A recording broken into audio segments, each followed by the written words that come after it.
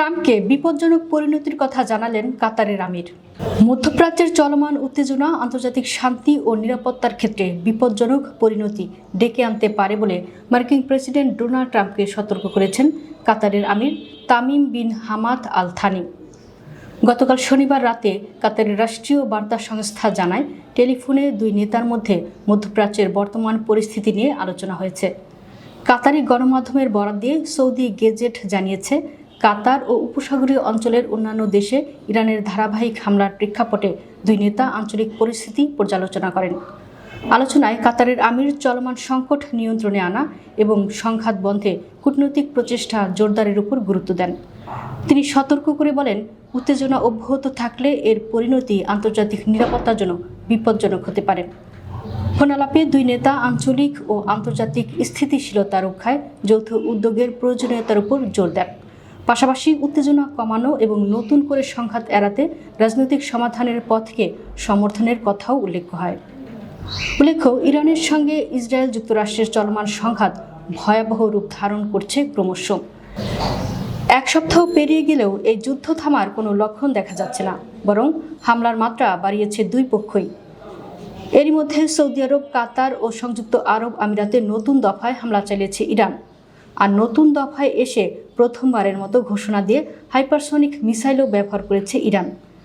দেশগুলোর প্রতিরক্ষা মন্ত্রণালয় থেকে ইরানের বেশ কয়েকটি ক্ষেপণাস্ত্র ও ড্রোন ভূপাতিত করার দাবি করা হলেও গত 24 ঘন্টায় চালানো হামলায় 220 জন মার্কিন সেনা ও কমান্ডার নিহত বা আহত হয়েছেন বলে দাবি করেছে ইরান। খবর প্রেস টিভির। বাহরাইনে মার্কিন পঞ্চম নৌবহরকে লক্ষ্য করে চালানো হামলায় 21 জন মার্কিন সেনা নিহত এবং আরও কয়েকজন আহত হয়েছেন। এছাড়া সংযুক্ত আরব আমিরাতের আল ধাফরা এয়ার বেসে থাকা মার্কিন সামরিক ঘাঁটিতে হামলায় প্রায় 200 জন মার্কিন সেনা নিহত এবং আহত হয়েছেন বলে দাবি করেন তিনি। ভয়ঙ্কর হামলার হুমকি ট্রাম্পের। জবাব দিতে মরিয়া ইরানও সৌদি আরবের আল খার্জে প্রিন্স সুলতান বিমান ঘাঁটিতেও হামলা চালিয়েছে ইরান। সেই সঙ্গে পারস্য উপসাগরের উত্তরাংশে যুক্তরাষ্ট্রের মালিকানাধীন একটি তেলবাহী জাহাজেও হামলা চালানো হয়েছে বলে উল্লেখ করেছেন আইআরজিসির এক কর্মকর্তা। গত 28 ফেব্রুয়ারি ঘোষণা ছাড়াই ইরানের বিরুদ্ধে সামরিক অভিযান শুরু করে যুক্তরাষ্ট্র ও ইসরায়েল। প্রথম আঘাতেই ইরানের সর্বোচ্চ নেতা আয়াতুল্লাহ আলী খামেনি ও তার পরিবারকে হত্যা করে তারা। সেই সঙ্গে হত্যা করা হয় ইরানের সেনাবাহিনীর শীর্ষস্থানীয় কয়েকজন কমান্ডারকেও। এর জবাবে ইসরায়েল এবং উপসাগরীয় অঞ্চলসহ বিভিন্ন দেশে থাকা মার্কিন স্বার্থ সংশ্লিষ্ট স্থাপনাগুলোতে ক্ষেপণাস্ত্র ও ড্রোন হামলা শুরু করে ইরানও। চলমান এই হামলা পাল্টা হামলায় ইতিমধ্যে ভয়ঙ্কর যুদ্ধক্ষেত্রে পরিণত হয়েছে পুরো মধ্যপ্রাচ্য।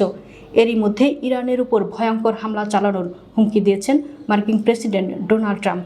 আর মার্কিন প্রেসিডেন্টের এই হুমকির পর হামলা চালানোর জন্য নতুন মার্কিন স্থাপনা খুঁজছে ইরানও।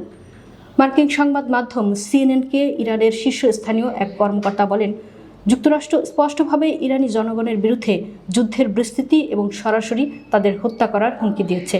এ কারণে ইরান এখন আমেরিকান অঞ্চল বাহিনী এবং সহযোগী প্রতিষ্ঠানগুলোর বিষয়ে পর্যালোচনা করবে, যেগুলো এখনও ইরানের সশস্ত্র বাহিনীর লক্ষ্যবস্তুর তালিকায় অন্তর্ভুক্ত হয়নি, সেগুলো অন্তর্ভুক্ত করে হামলা চালানো হবে। সেই সঙ্গে ইরানের প্রেসিডেন্ট মাসুদ পেজেশকিয়ানও ঘোষণা করেছেন, যুক্তরাষ্ট্র ইসরায়েলের সামনে কখনোই আত্মসমর্পণ করবে না ইরান।